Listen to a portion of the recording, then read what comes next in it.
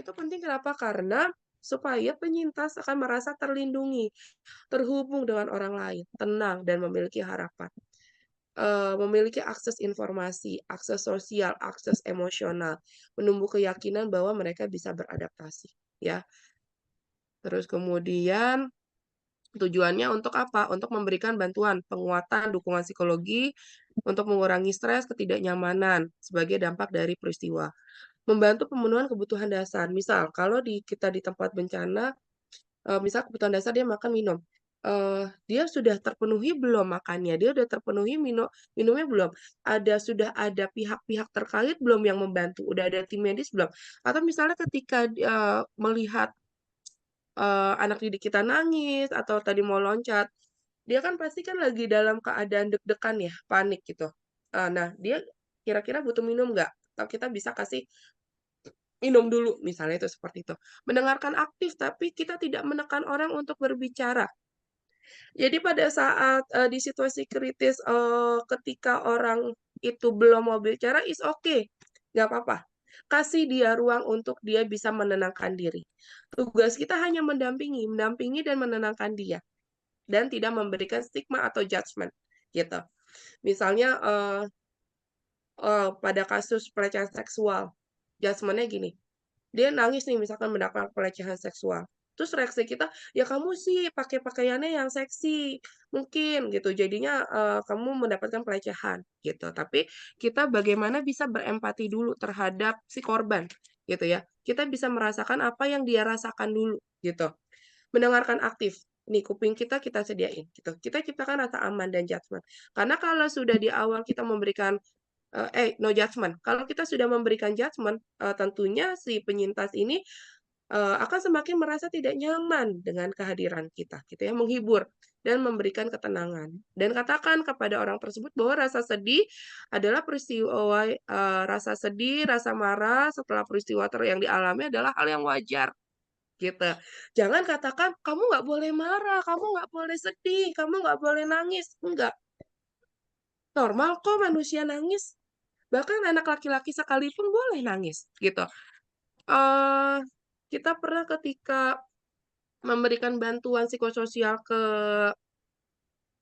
apa namanya, pesawat pesawat jatuh, gitu ya, lalu ada tim lain yang mengatakan, "Ibu udah jangan nangis Bu, kasihan Bu, jangan nangis." Mungkin kalau dalam segi agama seperti itu ya, tapi dalam psikologi enggak, biarkan dia nangis.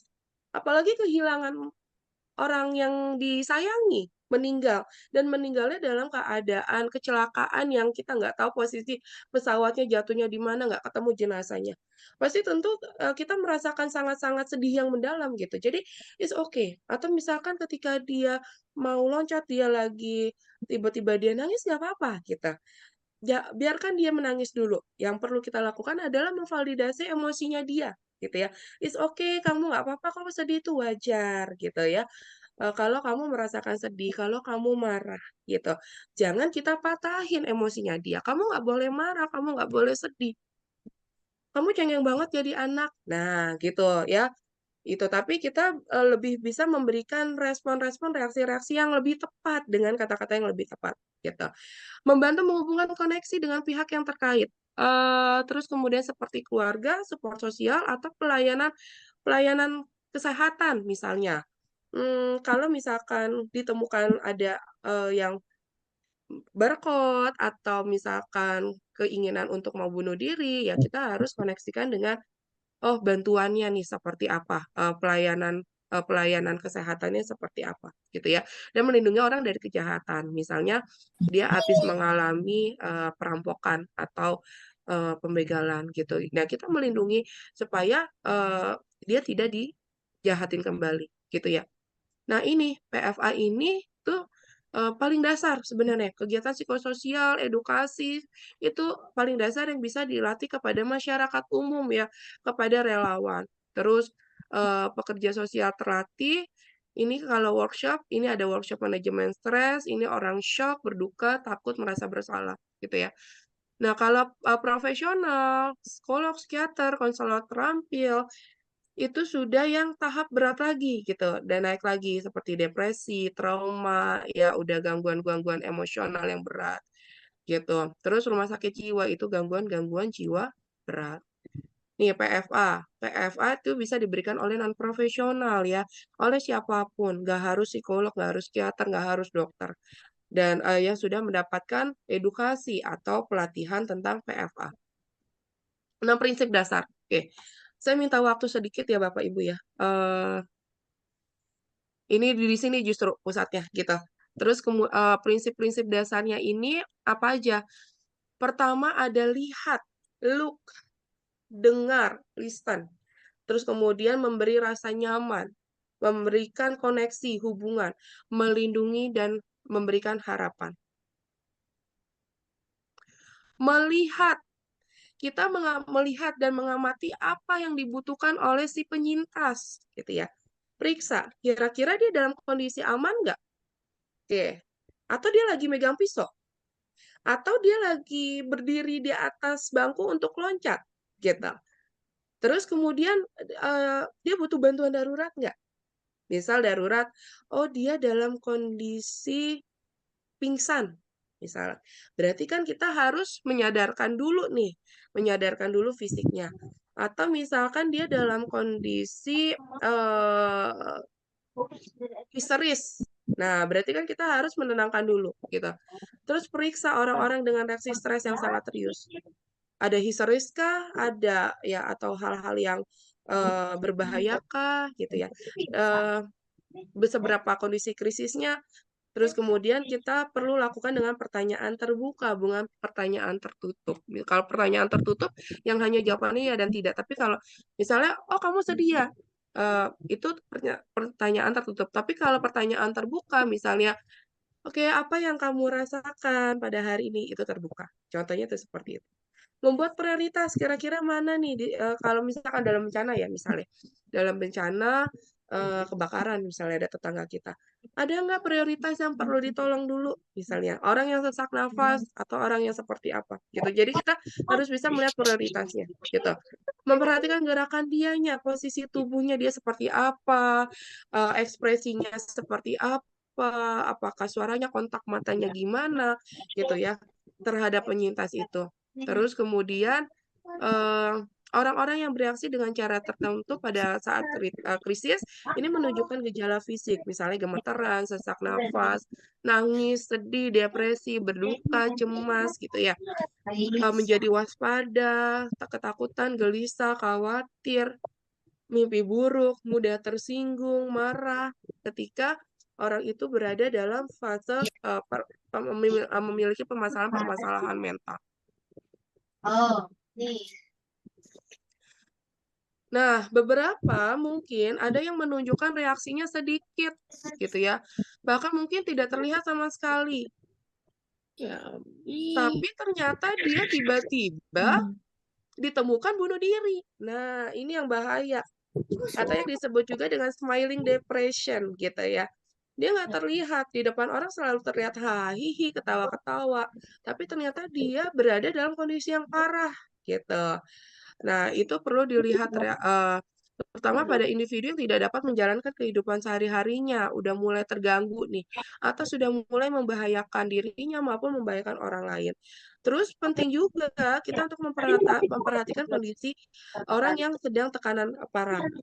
Sebaiknya kita tidak meninggalkan ya, tapi kita dampingi gitu, walaupun dia dalam kondisi misal marah-marah. Tapi walaupun belum bisa diajak bicara, tapi kita tetap dampingi dan kita tetap katakan, "Oke, kamu di sini aman, kamu di sini, ada ibu yang, akan melindungi kamu, ada ibu yang akan menjaga kamu di sini," gitu ya.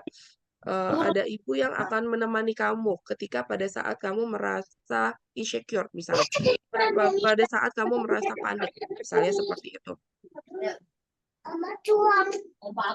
Mendengar, kita perlu dengarkan keluhan-keluhannya tanpa bertanya-tanya lebih lanjut, "Kamu kenapa? Kronologinya gimana?"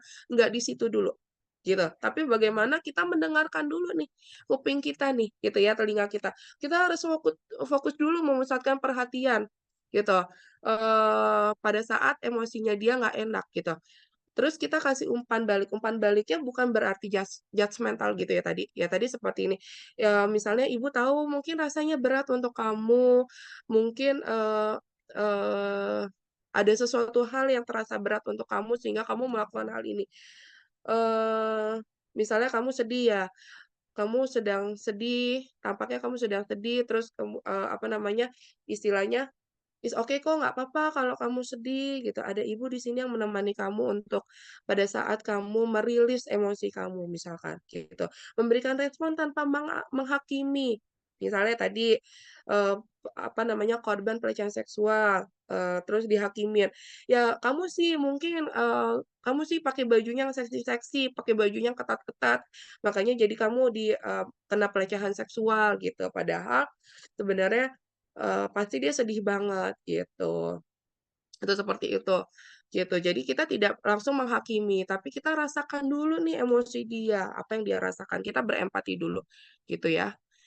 Terus belajar untuk mendengarkan dengan mata kita perhatiannya utuh gitu ya, fokus natap ke si korban. Jangan kita sambil sibuk buka HP. Terus, dengarkan nih telinga kita, rasa khawatir dia secara sungguh-sungguh fokus ya, nggak sambil ngantuk. Tunjukkan kepedulian kita, rasa hormat kita walaupun mungkin, usianya di bawah kita. Dengan cara apa? Dekati nih orang yang membutuhkan bantuan tersebut, tanyakan, "Kamu lagi butuh apa?" "Tampaknya kamu lagi khawatir ya? Tampaknya kamu lagi cemas ya?" Gitu.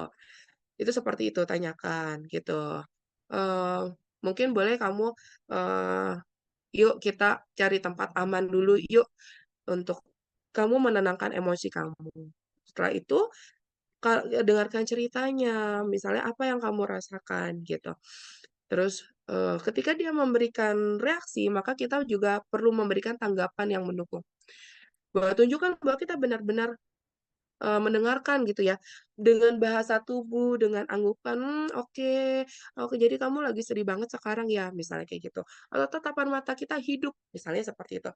Karena, dari bahasa tubuh itu juga sangat terlihat jelas. Walaupun kita nggak, eee, berbicara banyak, tapi kalau bahasa tubuhnya misalnya, tangan kita seperti ini atau muka kita cemberut gitu, si lawan bicara kita pun akan merasakan gitu energi kita, karena energi itu seperti magnet Bapak Ibu.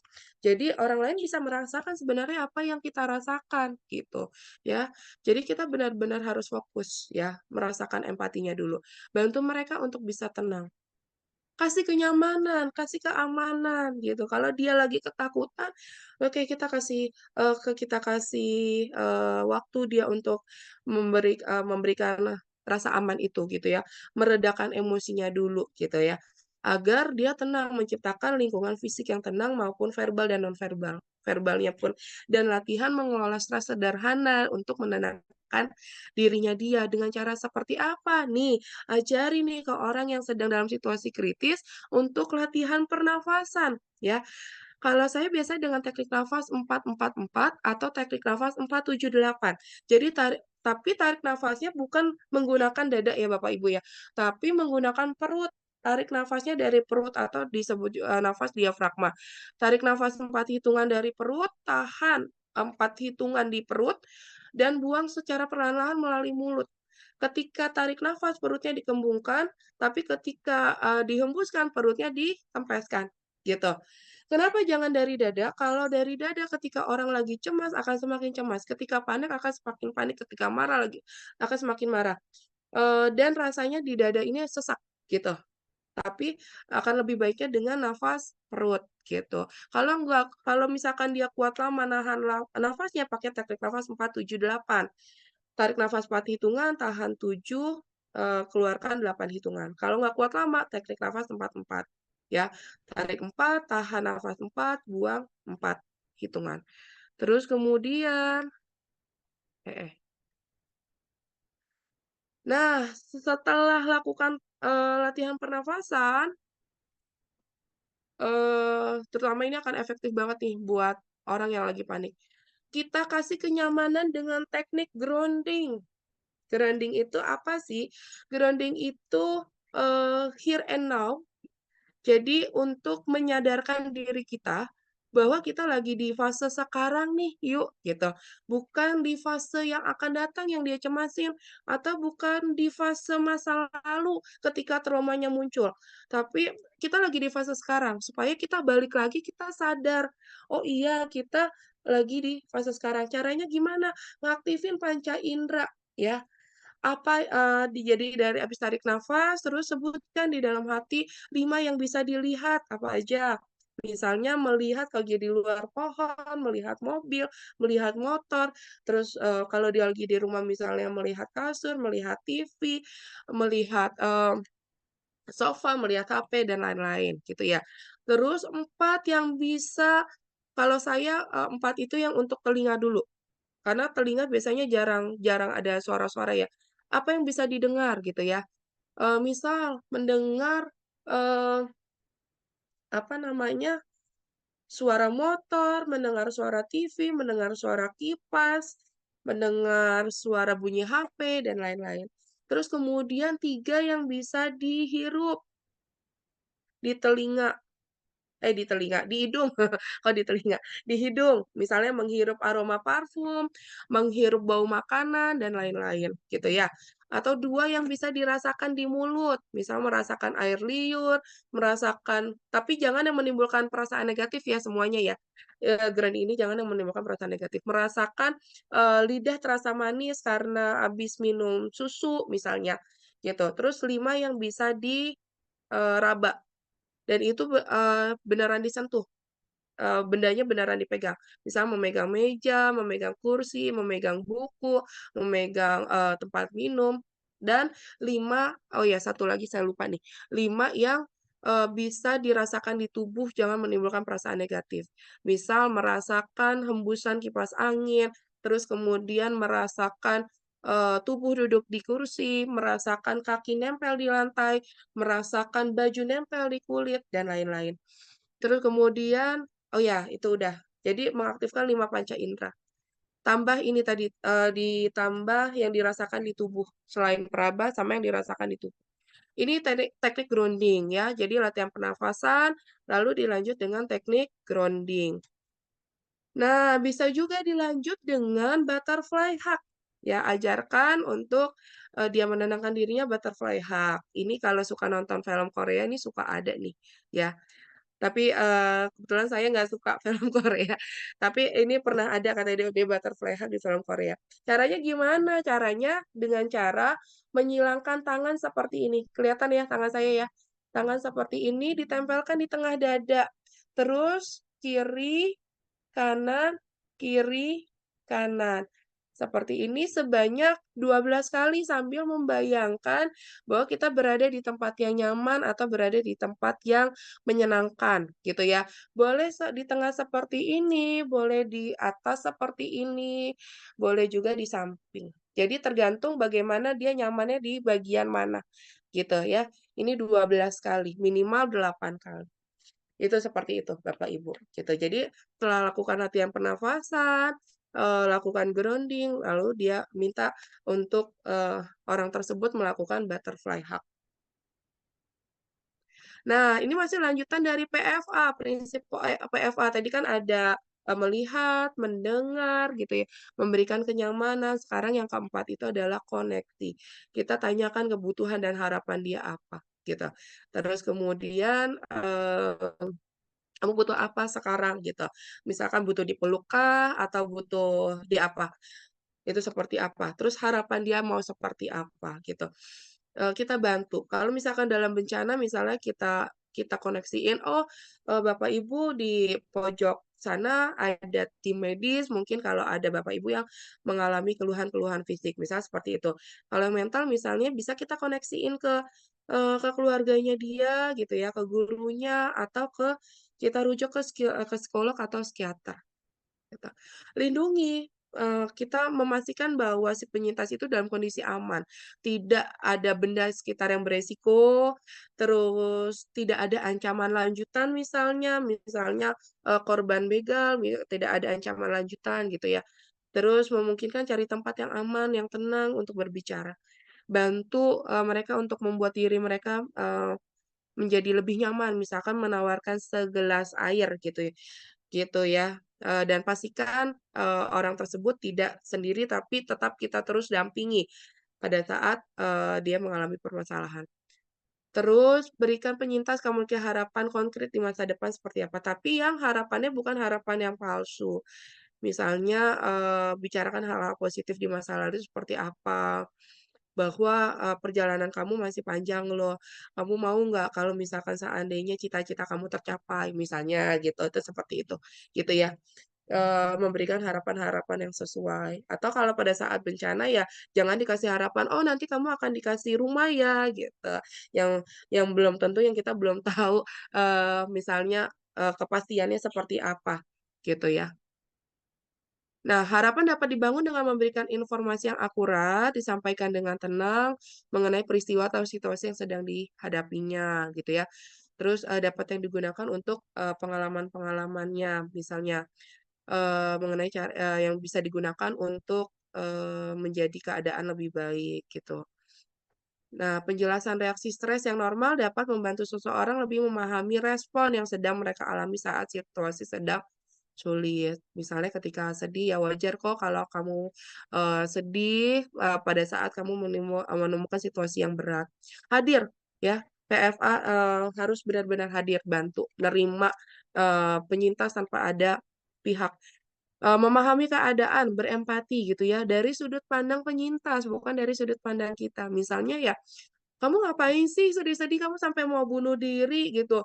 "Hidup ibu tuh lebih susah," gitu, ya, "Hidup kamu tuh belum seberapa," misalnya. Nah itu, tapi kita pahamin dulu, "Oh berat ya, apa yang kamu rasakan mungkin memang berat rasanya, tapi mungkin bukan hal yang tepat ketika kamu melakukan percobaan bunuh diri," misalnya, kayak gitu. Jadi kita tidak melakukan judgemental sekali lagi ya, aktif, fokus gitu ya. Terus kemudian, nah ini, ada beberapa keterampilan komunikasinya dalam mendengarkan aktif. Ditandai dengan bahasa tubuh ini penting banget, parafrase, refleksiin isi pembicaraan. Ada penjelasannya sebentar ya. Nah, bahasa nonverbal itu lebih akurat ya, menggambarkan untuk, bagaimana perasaan dan pikirkan dibandingkan kata-kata. Kalau dia lagi nangis histeris, kita ngomong apapun apalagi dengan nasehat itu mungkin nggak akan kedengar gitu ya. Tapi kita lakukan mungkin dengan sentuhan bahasa nonverbal dulu, misalnya seperti menyentuh, menepuk pundaknya gitu ya, mengusap-ngusap tangannya gitu. Sehingga, bisa membuat dia merasa tenang gitu, kontak mata kita, ekspresi kita, intonasi, itu penting banget dalam memberikan pendampingan, ya. Nah, ini beberapa teknik sederhana dalam mendengarkan aktif. Yang pertama ada refleksi isi, kita bisa menangkap pesan utama, dari orang tersebut dan mengulang kembali apa yang diucapkan, gitu ya. Nanti ada contohnya, misalnya terus kemudian, mengungkapkan perasaan, misal dia lagi nangis, "Kamu, kamu lagi sedih ya? Wajar sih kalau kamu lagi sedih setelah kamu mengalami peristiwa ini," misalnya. "Nggak apa-apa kok kalau kamu sedih," gitu misalnya. Jadi kita pantulin, gitu. Kita pantulin bukan kita dalam PFA ini bukan berupa nasehat ya. Di dalam konseling pun kita tidak memberikan nasehat, tapi kita hanya refleksiin emosinya, gitu. Misalnya, "Oh kamu lagi sedih, kamu lagi marah," gitu, atau klarifikasi memperjelas. Kalau kita melihat misalnya tampaknya kamu sedang bingung, tampaknya kok ekspresi kamu sedang sedih, apa betul, apakah kamu memang, sedang berada dalam kondisi sedih? Terus empati, kita pahami dulu bagaimana perasaan dia. Nah, misalnya bisa dengan mengucapkan empati, memberikan pujian atau penghargaan dengan sungguh-sungguh. Misalnya, "Saya kagum atas perjuangan kamu, dalam, mengejar nilai ulangan," misalnya gitu. Jangan ketika dia lagi sedih, nilainya turun, terus kita bilang, "Ya kamu sih nggak belajar," atau, "Kamu sih males kerjaannya," gitu, ya. Tapi kita kasih empati dulu gitu. Atau, "Saya bisa memahami pikiran kamu, merasakan kepedihan kamu, mengerti segala keinginan kamu," eee, apa namanya, itu seperti itu, gitu ya. Terus misal setelah mendengarkan ungkapan kamu, saya bisa mengerti mengapa kamu merasa kecewa. Saya ikut prihatin, gitu ya. Misal Misalnya ada contoh, saya tidak tahu apakah ibu suka dengan saya atau tidak. Yang pasti ibu sering sekali memasang wajah cemberut. Ibu selalu menyalahkan saya jika saya tidak mau membantu ibu. Saya sering dimarahin ibu, kalau setelah dimarahin ibu, saya selalu menangis di kamar. Aku selalu sendiri dan merasa tidak dianggap ibu. Ada yang mau coba nggak? Nih, kan tadi ada, paraphrasing, terus refleksi perasaan, klarifikasi sama empati. Kira-kira ada yang mau coba nggak cara jawabnya gimana?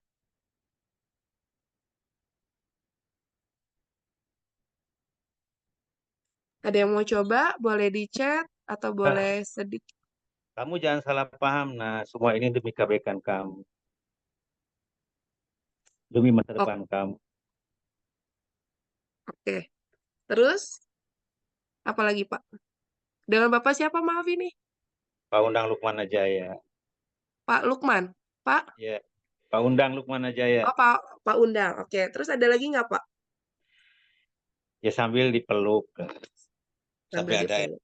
bagi empati dipeluk, ada approach sambil mengatakan motivasi dia untuk tidak apa namanya tidak merasa tertekan dengan apa yang dihadapi. Mm-mm. Oke. Baik. Tadi kan ada paraphrasing. Oke, baik. Terima kasih Pak Undang ya. Pak Undang tadi ya. Tadi kan ada paraphrasing. Mana nih? Nih. Kita mundur bentar. Ada paraphrasing itu menangkap pesan utama. Refleksi itu mengungkapkan kembali perasaan orang tersebut. Klarifikasi, empati. Nah, dia merasa sedih nih seperti ini. Kurang lebih seperti ini, Pak, jawabannya, ya. Oke, paraphrasing. Kita hanya paraphrasing itu tadi merangkum aja, gitu.